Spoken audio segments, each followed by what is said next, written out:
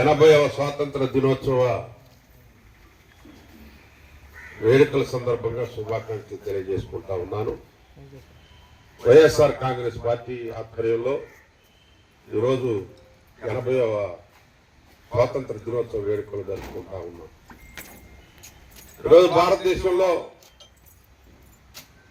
మరి మనం స్వయం సమృద్ధి దిశగా అడుగులు వేయాలని ఆనాడు పంచవర్ష ప్రణాళికలు, ఆ తర్వాత వార్షిక బడ్జెట్లు అనేకం ఈ 80 సంవత్సరాల్లో అనేకం చూసుకుంటా వచ్చాం.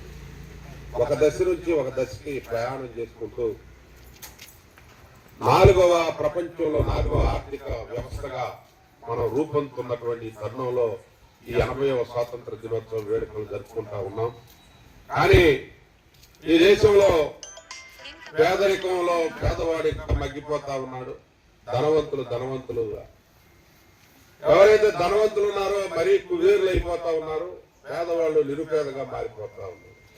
ఈ వ్యత్యాసాలు అంతరాలు తొలగినాడే ఆ యొక్క స్వాతంత్ర సమరయోధుల వాళ్ళ కళ్ళలు కన్నటువంటి డాక్టర్ బాబాసాహెబ్ అంబేద్కర్ కళ్ళలు కన్నది కానీ, మహాత్మా గాంధీ కానీ, లేకుంటే జవహర్లాల్ నెహ్రూ గారు కానీ, సర్దార్ వల్లభాయ్ పటేల్ కానీ, ఎవరైతే స్వాతంత్ర సమరయోధులు ఉన్నారో ఆ రోజు ప్రాణాలు అర్పించినటువంటి విప్లవ వీరులు భగత్ సింగ్, ఆజాద్, చంద్రశేఖర్, అదేవిధంగా సుఖదేవ్, రాజ్గురు లాంటి అనేక మంది తమ ప్రాణాలను తృణప్రాయంగా అర్పించి స్వాతంత్రం సంపాదించారు. వాళ్ళందరూ కూడా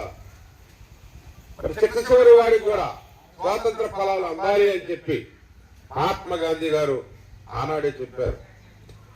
అదేవిధంగా ఈరోజు రాజ్యాంగబద్ధంగా అందరికీ సమాన హక్కులు, సమాన స్వేచ్ఛ, సమానమైనటువంటి అని కూడా ఇచ్చినా గానీ అనేక రకాలుగా ఇంకా దోపిడీ జరుగుతూ ఉంది.